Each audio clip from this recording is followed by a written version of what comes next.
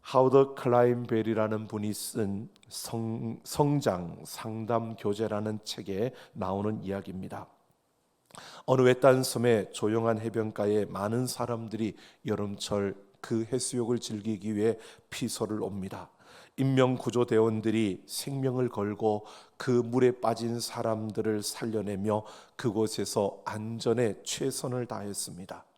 그래서 소문이 나기를 이 해수욕장은 안전한 곳이다. 이 안전구조대원들이 너무나 헌신적으로 일하고 또 돌봐주기 때문에 가장 안전한 곳이다라는 이런 소문이 나서 사람들이 더 많이 몰려왔습니다. 그러면서 헌신적인 구조대원들을 위해서 많은 사람들이 후원금을 냈습니다. 그 후원금으로 허름했던 그들이 거하는 그 구조시설을 다시 새롭게 지었고, 또 그곳에는 그들이 조금씩 쉴 수 있는 침대도 놓았고, 또 심심할 때 친교할 수 있는 당구대도 놓고, 음악을 들으며 또 간단한 그 술을 즐길 수 있는 그런 카페도 만들었다고 합니다. 그런데 그때부터 이 인명구조대원들이 당구를 치다가 사람들이 빠졌다고 하면 이게 마지막인데 이것만 치고 뛰어가자, 그렇게 하기 시작했고요. 또 술 먹고 취해서 제대로 구조활동을 하지 못하는 경우도 생겼다고 합니다. 그래서 그 휴양지에는 1년에 몇 명씩 죽는다는 그런 괴소문이 돌기 시작했고, 사람들의 발길은 떨어졌고 그 섬은 흉물스러운 폐가만 남게 되었다라고 합니다. 여러분, 이 이야기는 실제가 아니고 오늘날 교회의 모습을 풍자한 이야기입니다. 생명을 살려야 하는 교회가 세상의 재미와 기쁨에 서서히 물들어져 가면 본래의 목적을 소홀히 하게 되고요. 그러면서 흉물스러운 모습이 되고 만다는 것을 말해주고 있는 것입니다. 여러분, 교회는 영원한 생명으로 살려내는 곳이고요. 교회는 생명을 가진 자들이 하나님을 예배하는 곳입니다. 이것을 하나님이 기뻐하시고 이것이 바로 하나님의 큰 기쁨입니다. 이러한 사실을 잘 보여주는 것이 바로 예수님께서 누가복음 15장에서 말씀하신 그 비유에서 우리가 알 수 있습니다. 여러분, 누가복음 15장에 나오는 세 가지의 비유는 우리가 잘 알고 있는 겁니다. 잃은 양의 비유, 그리고 잃은 드라크마의 비유, 잃은 아들의 비유, 이 세 가지의 비유는요, 주제가 동일합니다. 그 주제는 잃었다가 다시 찾았을 때의 기쁨이 큰 것처럼 소외되고 가난한 사람들이 회개하고 하나님께 돌아오는 것이 하나님의 큰 기쁨이라는 것을, 천국의 기쁨이라는 것을 말해주고 있는 것입니다. 오늘 이 주제로 말하고 있는 이 세 가지 비유 중에 앞에 두 가지 비유를 우리가 함께 살펴보면서요, 하나님의 큰 기쁨이 무엇인지, 그리고 어떻게 해야 하나님을 기쁘시게 할 수 있는지 오늘 이 말씀을 통해서 함께 생각해 보려고 합니다. 여러분, 1절을 보면 모든 세리와 죄인들이 말씀을 들으러 예수님의 주변에 모였다라고 말하고 있습니다.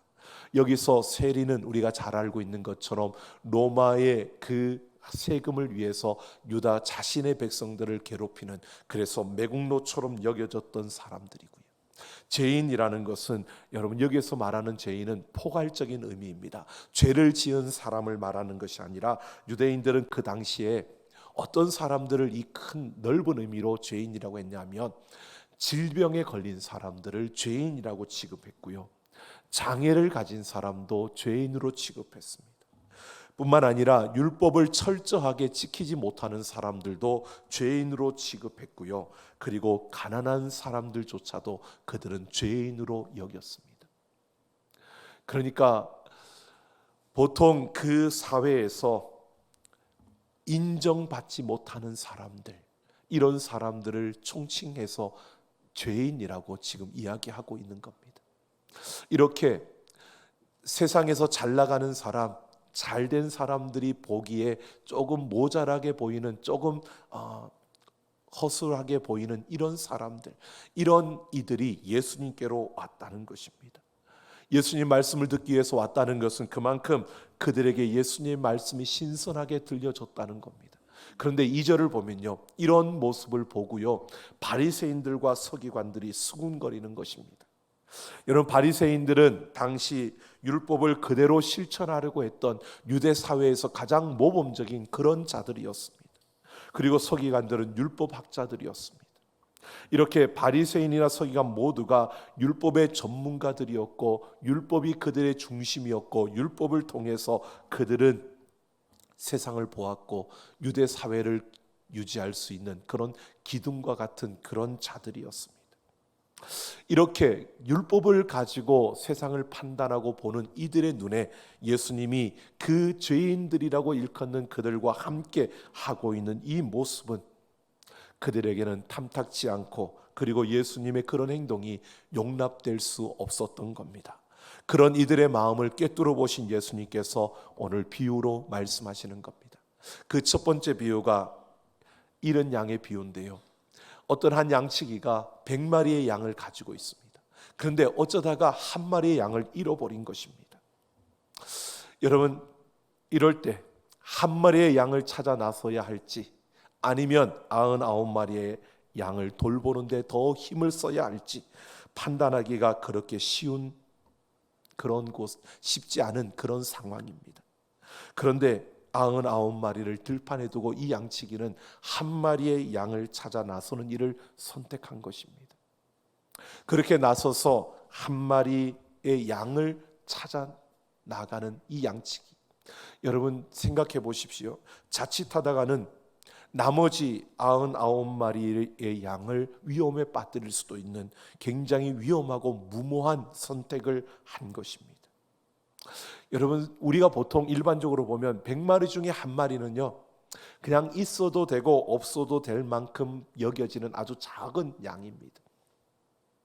이 작은 한 마리를 위해서 99마리를 들에 두고 그 한 마리를 찾아 나서는 양치기, 일반적으로 생각하면 이해할 수 없는 그런 모습입니다. 근데 그는 한 마리 양을 찾아서 즐거워하며 어깨에 메고 돌아왔다고 합니다.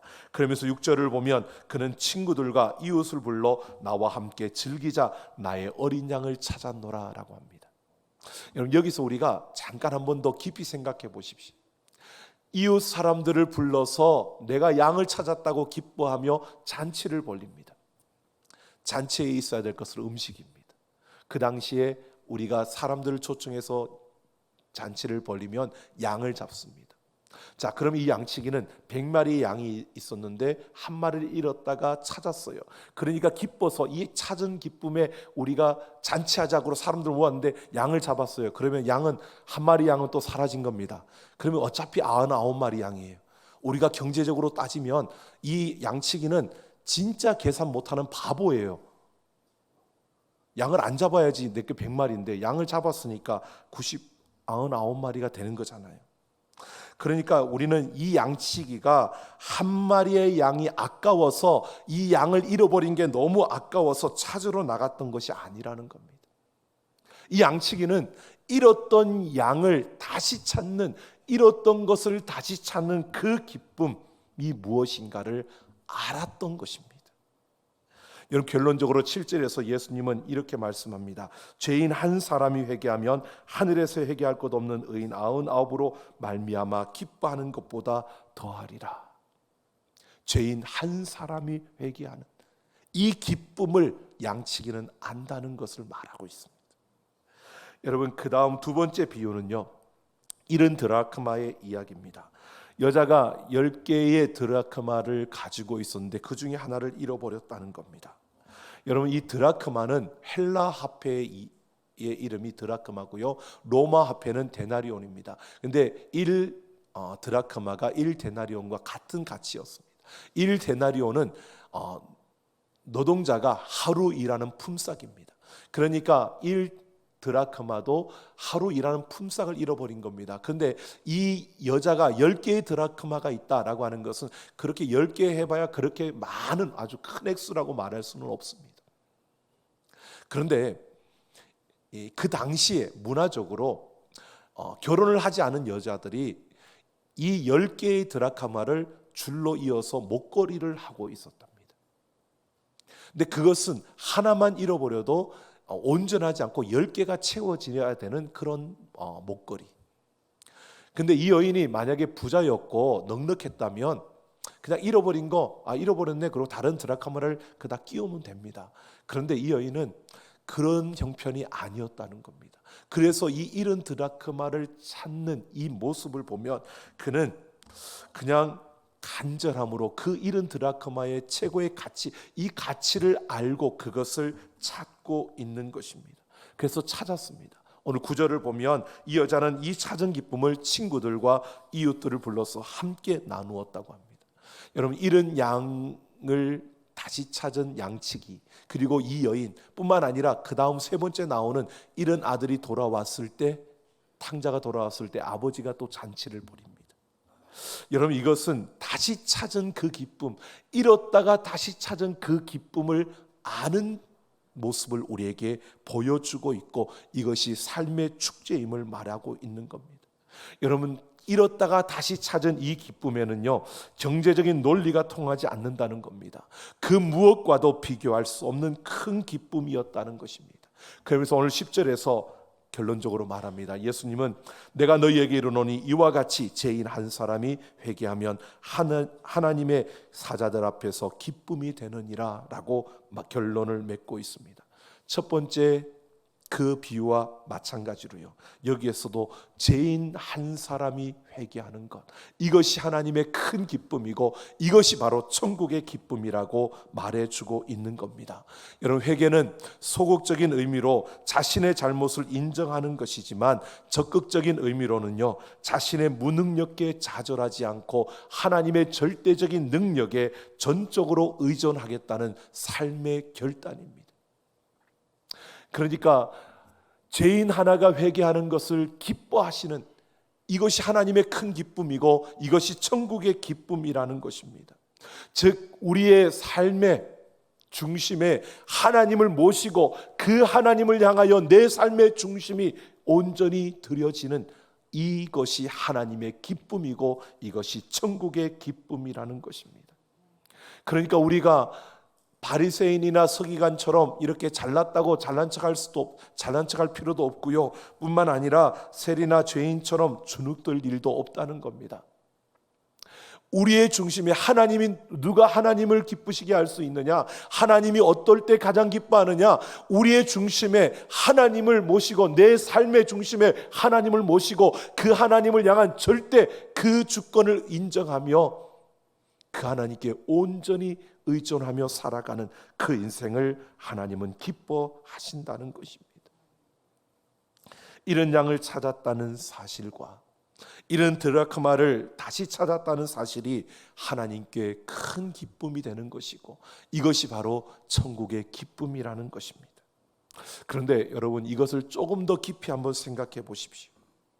하나님은 우리를 찾으시는 분이시면서요, 동시에 우리가 찾아야 할 분이십니다. 자, 보십시오. 하나님은 우리의 마음의 문을 두드리십니다. 그리고 그냥 열고 들어오시는 게 아닙니다. 우리가 그 문을 열어야 하나님이 우리 안에 들어오시는 겁니다.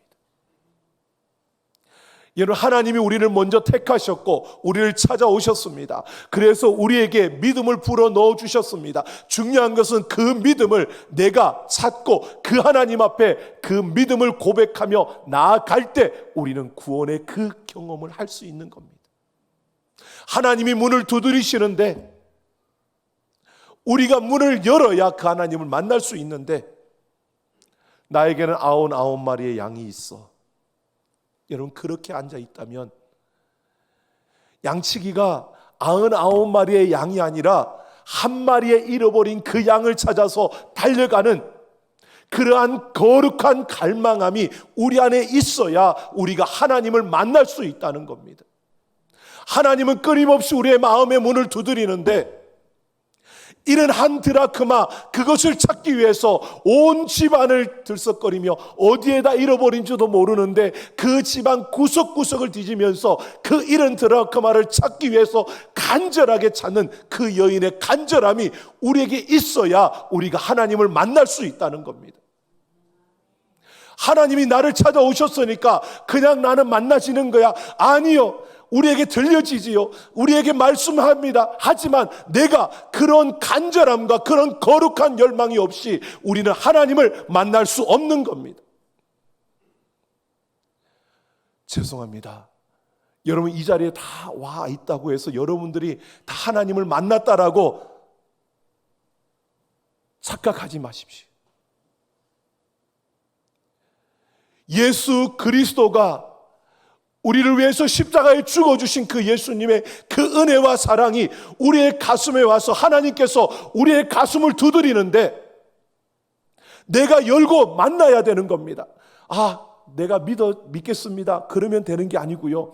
오늘 99마리를 두고 한 마리의 잃어버린 양을 찾아서 나아가는 그 거룩한 갈망함이 없이는 내가 하나님을 만나야 된다는, 내가 인생의 다른 모든 것을 버리고도 하나님이 필요하다는 것을 우리가 알지 못하면, 그런 갈망이 없으면, 내가 잃어버린 이 한 드라크마를 찾지 못하면 안 된다는 이 간절함이 없으면, 하나님이 없이는 안 된다는 이 간절함이 우리에게 없다면 여러분, 하나님 못 만납니다.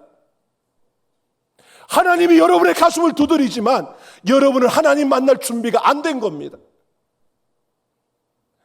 여러분, 그 거룩한 갈망이 여러분 안에 있습니까? 내 다른 모든 것을 다 하더라도 하나님만을 붙들겠노라는 이 갈망이 여러분에게 있습니까?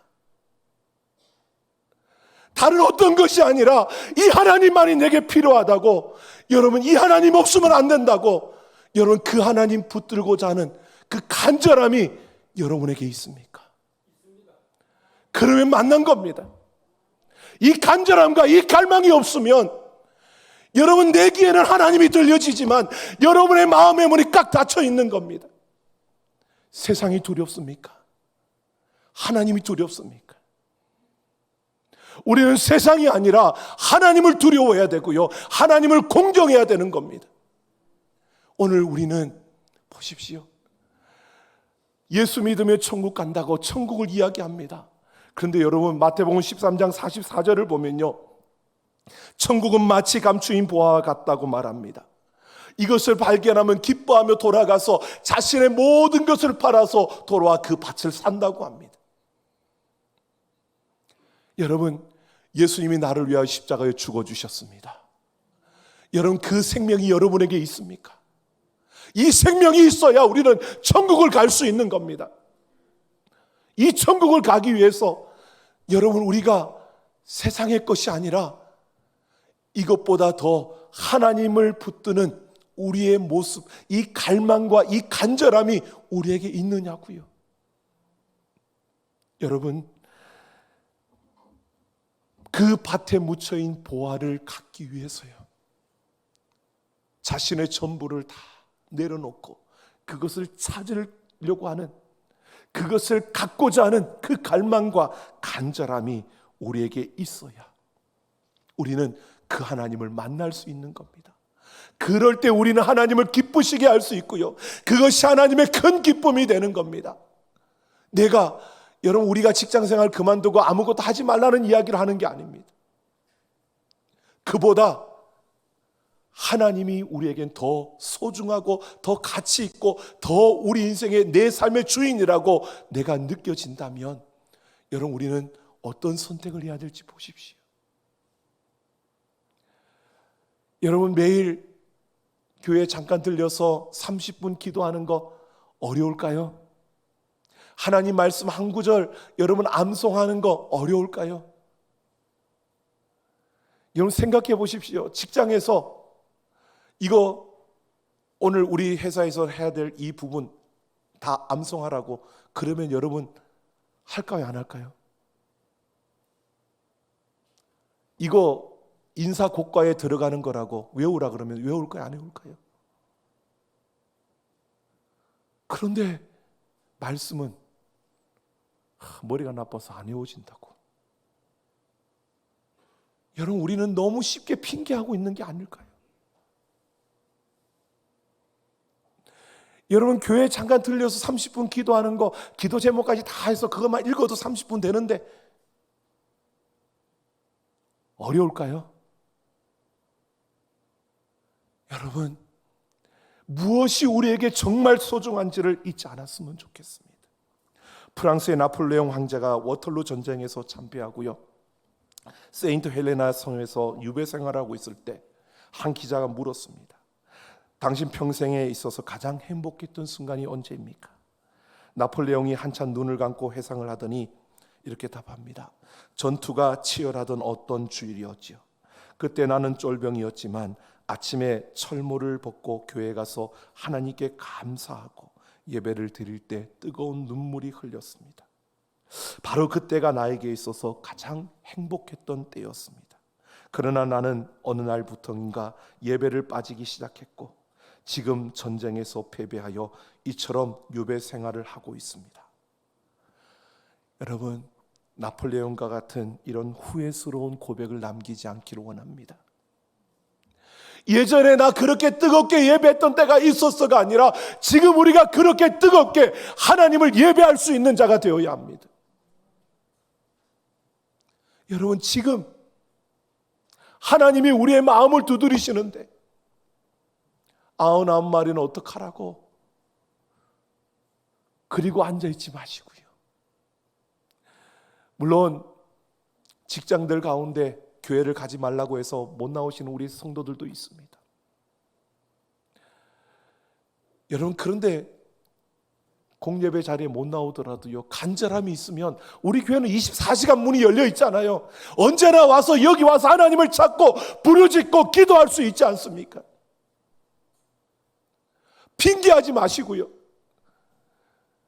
여러분, 얼마든지 여기 와서 하나님을 찾고 기도할 수 있는데 직장에서 가지 말라고 해서 여러분, 그렇게 한 주, 한 달, 두 달 지나가다가 하나님과 멀어지고 내 영혼이 죽는 건 생각하지 않습니까? 여러분, 우리가 하나님을 중심으로 하나님을 모시고 하나님 앞에 내 삶을 온전히 드리며 나아가는 것, 하나님은 기뻐하십니다. 오늘 우리는 그 하나님과 함께 달려가는 우리의 걸음이 되기를 예수님의 이름으로 축원합니다. 그런 삶을 사는 것이 하나님을 기쁘시게 하는 겁니다. 오늘 우리는 다시 깨어나서 하나님을 기쁘시게 하는 우리 모두가 되기를 예수님의 이름으로 축원합니다. 함께 찬양하겠습니다.